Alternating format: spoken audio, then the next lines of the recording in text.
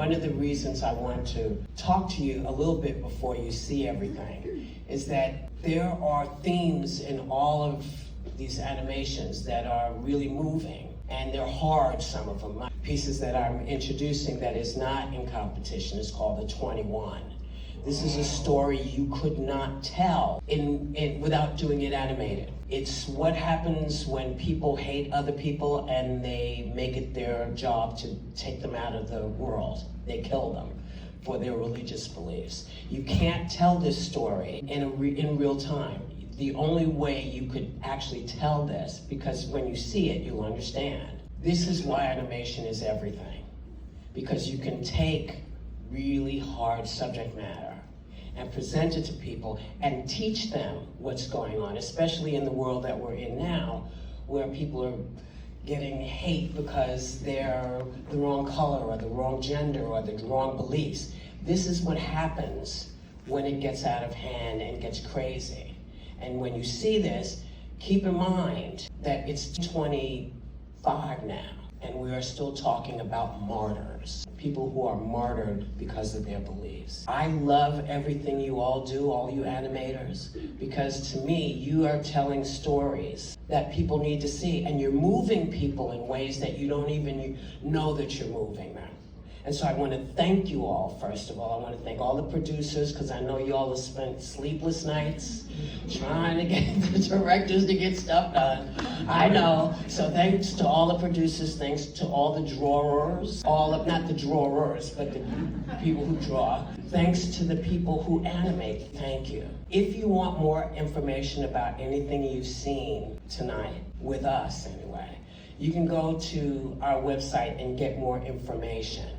And for the folks who did the 21, message from Jonathan, producer, wanted to make sure everything was good. You guys comfortable? Okay, so I can write him and tell him y'all are all right. And thank you for this movie. Please, I don't want to say sit back and enjoy, but sit back and be open. Thank you.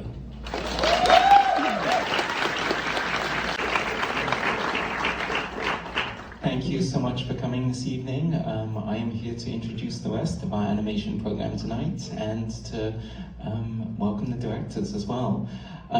We selected, we recommended many films, but Whoopi selected 7 for this program, and we are very fortunate to have some of the filmmakers here tonight. So filmmakers, please, when you hear your name, stand up so we can acknowledge you. First in the program, we have Quinta's Ghost, directed by James Castillo.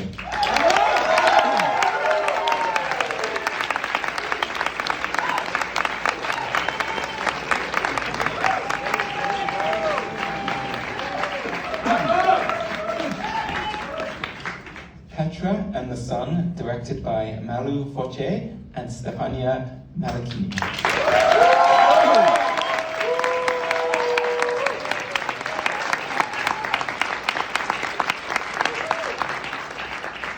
How a River is Born, directed by Luma Flores.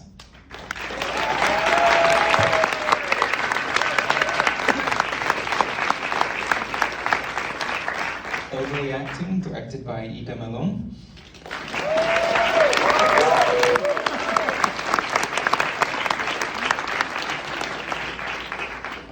The next 2 directors have not arrived at the festival yet. They will be for later screenings, but they're not here tonight, but we can still applaud them. They are Still Moving, directed by Ui Ting Ji, and Night of the West Area, directed by Saki Miyamoto.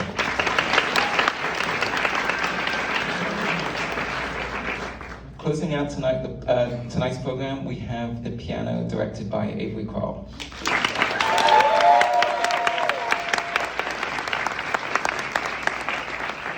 As Whoopi mentioned at the beginning, this program takes you on a bit of a ride. We start a little dark, but we move to lighter as we go through the program. So thank you so much. Whoopi's been doing this for almost 10 years at Tribeca, and it's Whoopi and it's animation. So that's all I need to say. Thank you so much for coming tonight. Please stay with us at the end. We'll bring the filmmakers up and have a conversation about their films. Thank you and enjoy. Much for joining us. I would now like the filmmakers down, invite the filmmakers down to talk a little about their films. So, filmmakers, please join me.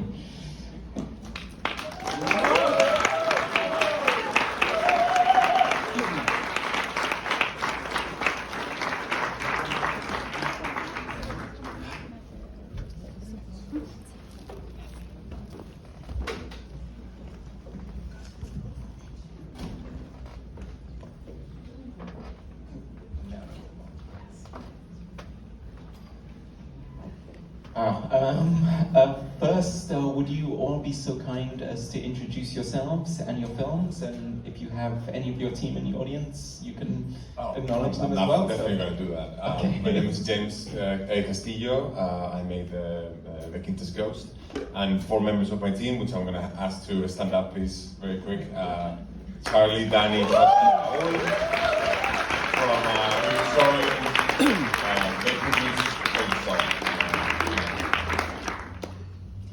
Hi, my name is Avery Kroll. I am the writer and the director of The Piano.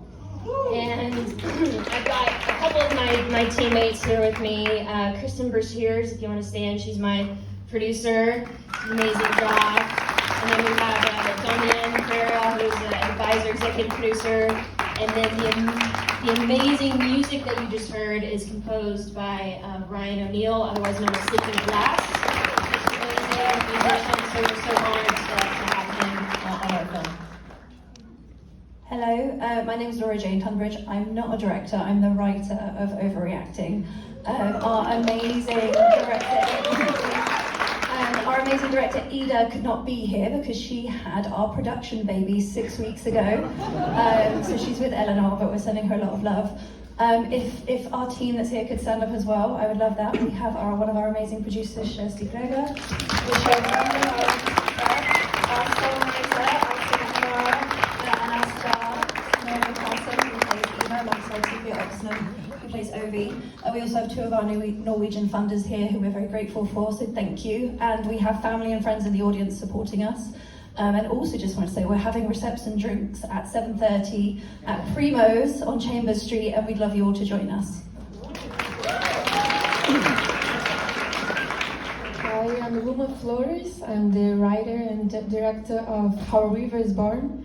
I'm from Brazil, and I'm here with my amazing producer, Flavia Santana.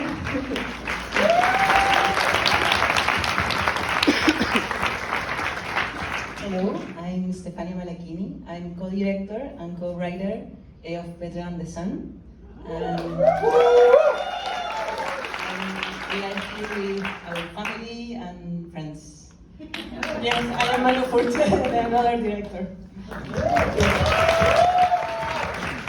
Our twins in Chile.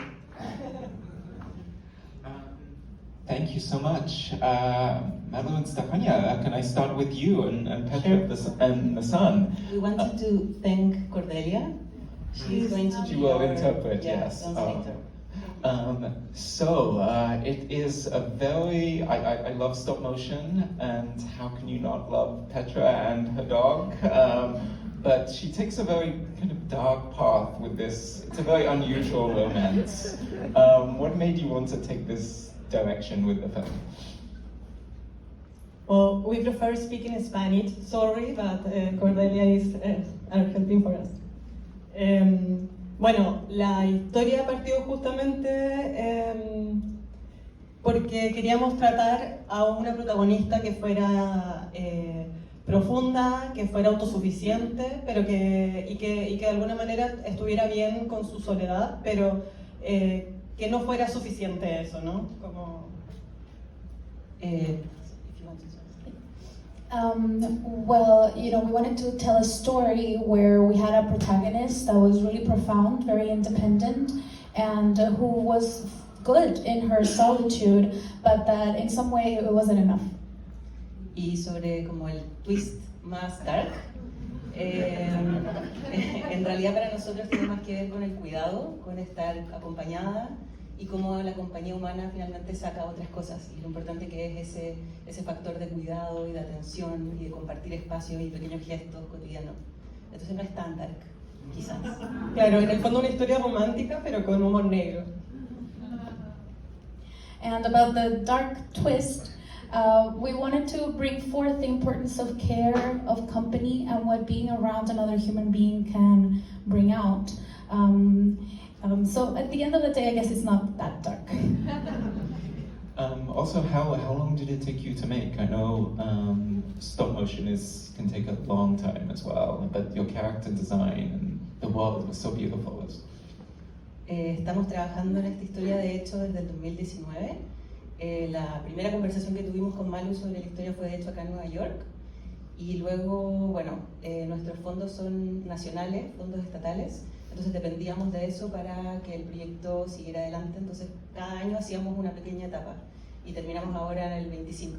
Y en realidad la etapa de rodaje fue mucho más cortita, pero claro, son varios años ya trabajando. We actually started this in 2019, and the first conversations that we had with Malu were actually here in New York. And we depend on the national funds and state funds. So every year we worked in stages. So every year we would make a little part of it as the funds came in. Thank you so much for bringing it to life, even though it is about death. For us, we are very grateful. Thank you. Thank you.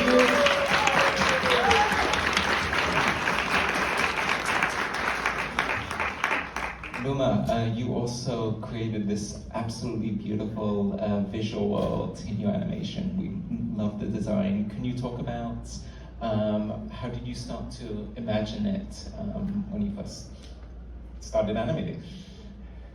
Well, I think that my inspiration above all is the desire to talk about the love and the affection between women.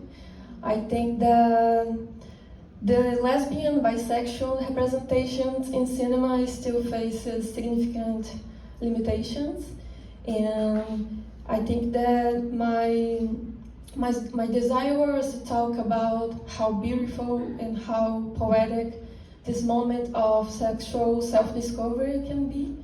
And I think we deserve more diverse narratives in cinema, and we also want to see joy and sensuality and poetic in cinema. So that's what inspires me. And I think also that sex and sexuality is deeply tied to imagination, and I believe that the animation it's a very powerful and fascinating medium to explore that. You mix the natural and the body parts so well throughout it. You used a lot of images to kind of inspire. Yeah, totally. I think that the dreamlike approach, it's very important for me to talk about that feelings and let the nature and that woman that is the nature talk like we don't need the dialogues now to talk about it. So yeah. You also brought it to life so beautifully. Thank you. Thank you so much. To ask you a question about writing and how you kind of realize an idea in animation. I'm working with Ida as well. Can you talk a little about your experiences with that? Yeah, this is the second film that Ida and I have worked on together. Our previous film, Night of the Living Dread, we had so much fun with, and I think that's it's also quite naughty as a theme of our work. I think what's really lovely, you know, Ida had the idea for Ovy and kind of she'd made a micro short about Ovy already, and she knew she wanted to make it longer. And as you know, us coming together and talking about kids and what that meant to all of us, and I think for all of our team, you know, we have women from 20s into their 40s. Some have kids, some don't want kids, some are thinking about it. I'm a queer woman, you know, my road to having kids looks slightly different. Like, we all had our own relationship to this question, and I think we all just really had fun kind of mining that and finding the script in that. And what's great about Ida, and what makes her such a great director to work for, is she wants to push everything and have you know, really make a splash, have as much fun with it as possible. And she knew from the beginning she wanted that musical number, which as a writer is so much fun to kind of have that, great, we have to build this amazing number. We had a second writing process with our amazing songwriter, Ali, who crushed it, absolutely crushed it, it was amazing. And yeah, it's a really collaborative, exciting, and very personal development journey for all of us. And these are things you can realize in animation as well, like the musical number, kind of bringing Ovie to life as well. It's hard. It would be hard as live action, I imagine. Totally, and I think that's what's so exciting about animation, and what I love about writing animation is you're thinking about the transitions, you're thinking about scale, you're thinking about things that you don't have control over in live action that you do in animation, and it's what makes it so special and so much fun. I think you can really see that on the screen. Thank you for bringing to life a talking Ovary. This was amazing.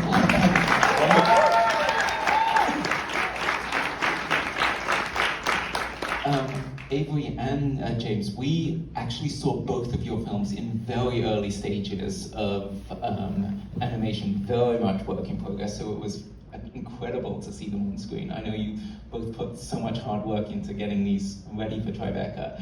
Avery, I would love to talk first to you about your own personal experiences and bringing those together in the piano.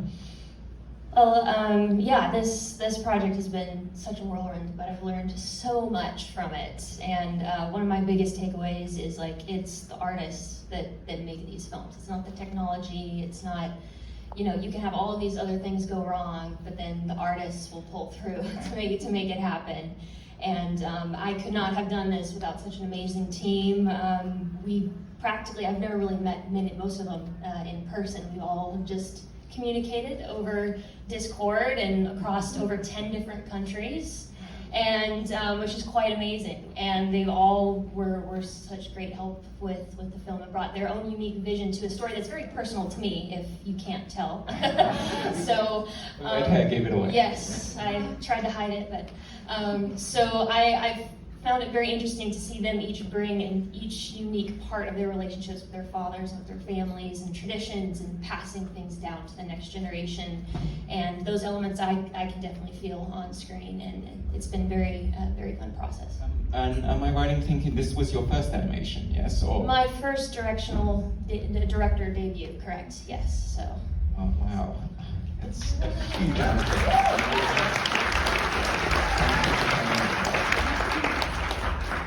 And James, I want to ask you what inspired you to kind of delve into the black paintings, into Goya's kind of really dark phase, and kind of, I mean, it's fantastic and kind of haunting as well, especially from the perspective of the house, which was such a unique vision to look at. Thank you for pointing that out. I think there was a lot of angles from where we came into sort of constructing the story. I wanted to make a story, I wanted to talk about grief, but I also wanted to make sure that we were approaching genre from animation. I've been working in the industry for many years, and I've always wanted to sort of delve and push the medium into territories that maybe sometimes are a bit hard to see. The idea of Goya has always been an obsession of mine since I was a little kid, and I think the idea of talking about the relationship of an artist with the work and how they leave an imprint in the spaces in which they express themselves, that was something that was very interesting to explore. And I think the idea of creating a Gothic narrative in which we sort of flip this idea of people entering a space that's hunted, and it is the space that is fine, and it's the person that is hunted that comes into the space, and it's how they inhabit that space that allows an interesting point of view of understanding who they are, if you have no prior knowledge of who they were before. And that's why the perspective of the house was so important for empathizing with Goya without really knowing who he was necessarily. And you're blending so many different animation styles and elements into it. Can you talk about how long it took? Well, yeah, the whole process took about 4 years. It took about 1.5 years to develop it, just to sort of wrangle all these ideas into a cohesive story. But then the idea of creating, so all the ghosts that you saw in the film are created with Quill, which is a VR painting tool, and then animated in sort of this stop motion kind of way in VR, which I know sounds like black magic, and kind of is. But it allowed us to create a bit of a sort of suspension of disbelief to sort of make sure that the ghost could inhabit the same space as Goya. So when the, you know, in the technical terms, when the lighting and the atmosphere is all put together, so they feel that they exist with him in the same space, meaning that like the sort of the hunting and their presence feels much more tactile. It was haunting and amazing, and Glad to hear that. I love that we started with this and finished with the piano, and kind of took this whole journey through different visual styles, and how much time you all spent working on these projects. It was incredible to see them on screen. We have another screening coming in very shortly, so I'm afraid that's all we have time for, but thank you so much.